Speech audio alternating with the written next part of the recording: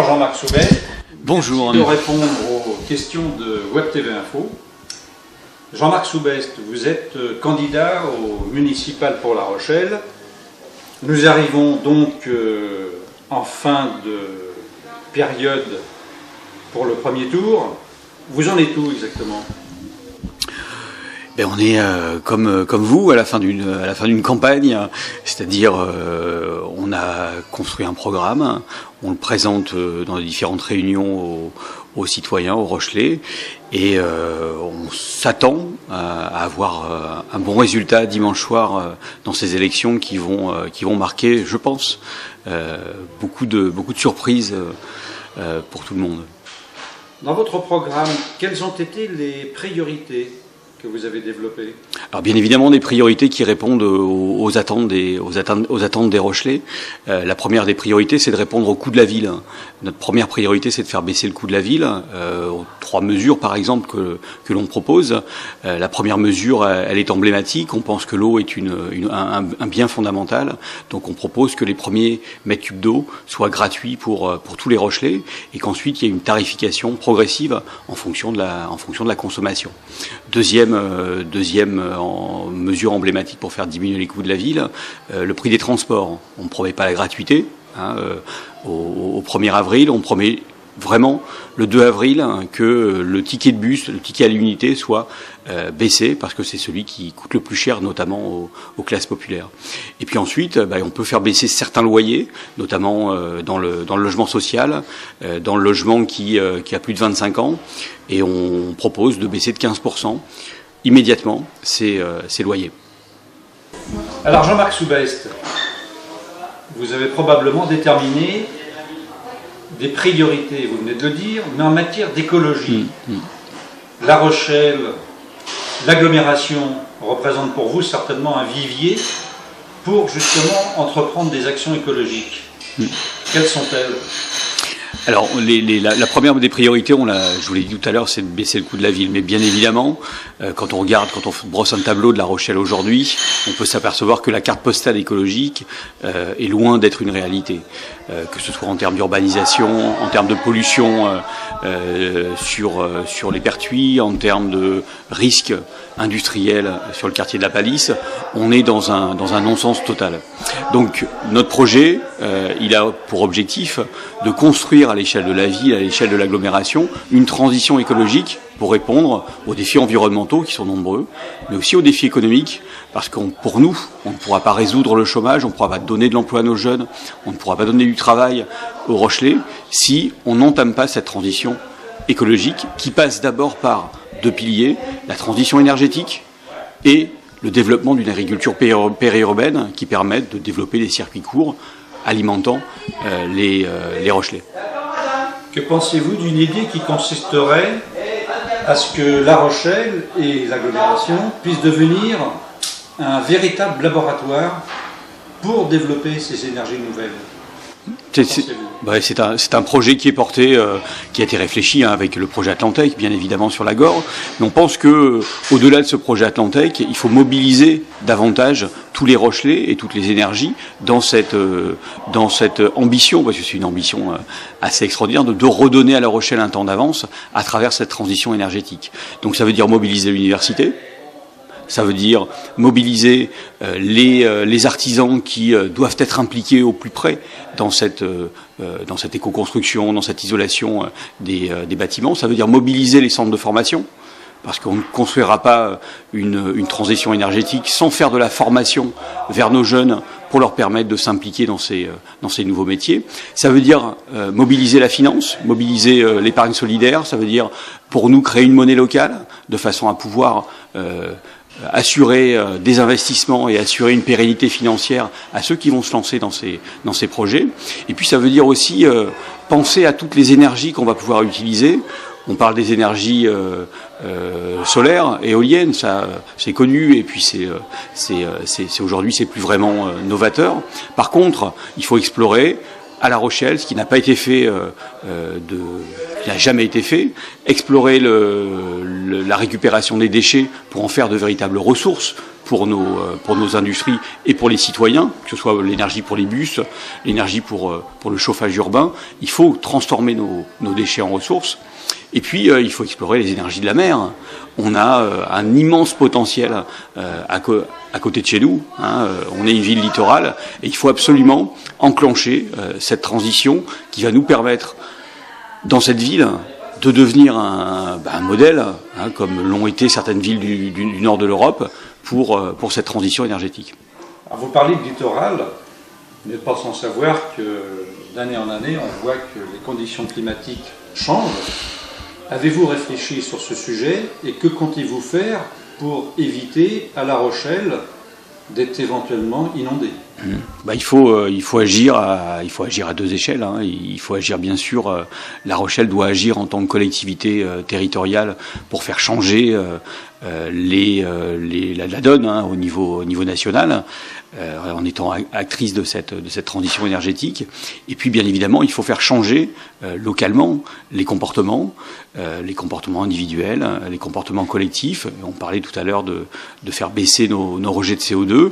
Ça veut dire laisser moins de place à la voiture, à l'échelle locale, dans nos cœurs de ville, dans nos cœurs de quartier. Il faut faire le pas, il faut faire cette transition nécessaire. Elle peut être contraignante, mais on fera tout ce qu'il faut pour qu'elle soit le moins contraignante possible pour ceux qui habitent loin, pour ceux qui n'ont pas de transport collectif, mais pour ceux qui résident au cœur de la cité, il faut arriver à se déplacer autrement et à réduire nos émissions de CO2. Après, il y a une obligation qui est fixée par la loi et qui a commencé à être travaillée. C'est l'obligation de se protéger, bien évidemment, de ce que va être la montée des océans. Elle est inévitable. On ne sait pas si elle sera, sur quel rythme elle se fera, mais le GIEC pense qu'elle risque de s'accélérer plus rapidement qu'on ne le pense. Donc, il faut se protéger. Et là, il va falloir faire des choix. Il va falloir faire des choix démocratiquement faits. Il y a des espaces qu'on va devoir protéger et d'autres qu'on va devoir abandonner. Les espaces qu'on va devoir abandonner, il va falloir les déterminer. C'est souvent des espaces de marais, c'est souvent des espaces qui sont mis en culture aujourd'hui. Donc il va falloir décider de laisser la mer revenir là où elle était il y a quelques millénaires, pour mieux protéger finalement les fonds d'estuaires, pour mieux protéger les espaces qui sont directement ouverts sur la mer, comme l'est le port de La Rochelle. Puis il va falloir construire, il va falloir investir dans les digues, bien évidemment, dans des protections qui seront nécessaires, indispensables. Sinon, on va se retrouver à l'habiter très loin de notre ville. Vous parliez tout à l'heure que les gens allaient peut-être modifier leur comportement. Que pensez-vous, là j'en reviens à la politique, que pensez-vous du désintéressement grandissant de beaucoup de personnes par rapport aux partis dits classiques, de gauche et de droite? Est-ce que vous pensez qu'on arrive à un tournant, à un virage? Et ce virage, pensez-vous qu'il va vous être profitable? C'est difficile de répondre à cette question. Sur le désintéressement, je pense qu'il y a un désintéressement, il y a une exaspération des citoyens vis-à-vis des partis politiques traditionnels. Ça, c'est clair. Les pratiques de ces partis politiques, le cumul des mandats, le cumul des fonctions, le cumul des indemnités, l'incapacité aussi à mettre en œuvre des promesses qui ont été faites pendant les campagnes électorales, exaspèrent tout le monde. On a l'impression que nos politiques aujourd'hui ne sont plus en capacité de répondre aux grands défis économiques, sociaux et environnementaux que la population doit affronter finalement au quotidien. À qui ça va profiter? Je pense que dans un premier temps, ça va profiter à l'abstention. C'est-à-dire qu'il y a les citoyens pensent que ce n'est pas en mettant un bulletin de vote dans une urne qu'ils vont changer leur quotidien.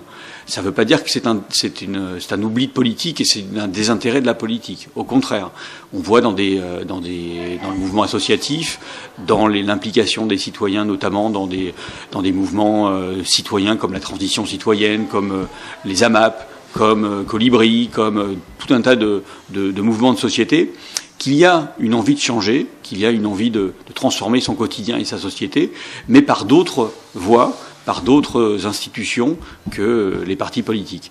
Et nous, à Europe Écologie, on est un peu, on est un peu écartelés entre ces deux modèles.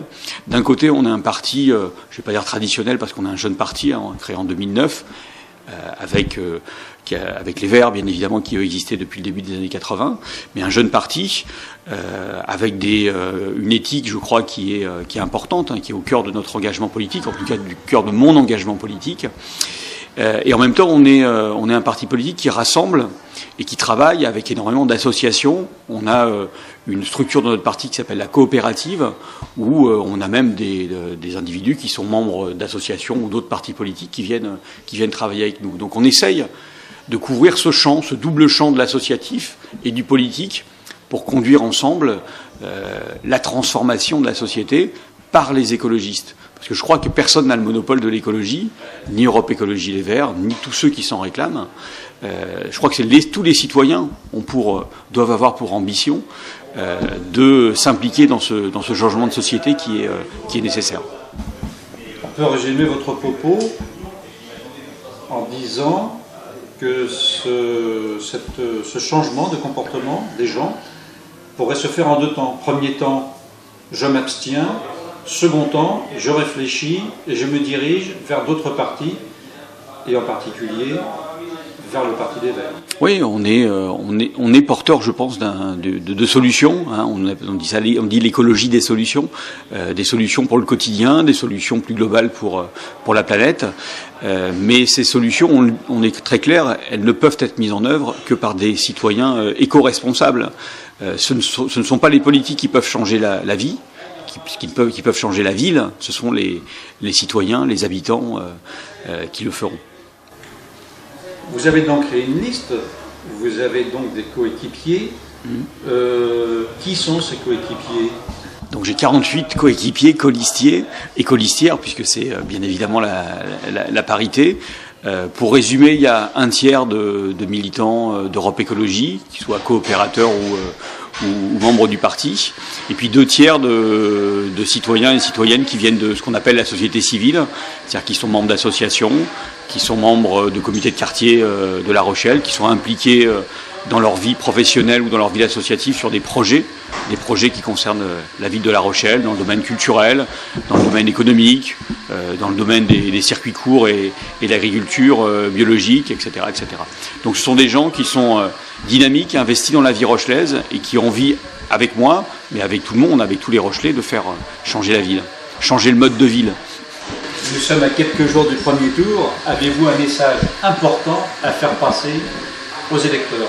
Oui, le message qu'on a et qu'on répète à tous et à toutes, c'est que pour ceux qui veulent qu'il y ait de l'écologie à La Rochelle, il faut voter dès le premier tour pour la liste d'Europe Écologie Les Verts, pour la liste verte et ouverte que j'ai le plaisir de conduire. Il n'y aura pas d'écologie à La Rochelle sans les écologistes, et ces écologistes, ils sont sur la liste que je conduis. Merci d'avoir répondu à la question. Merci.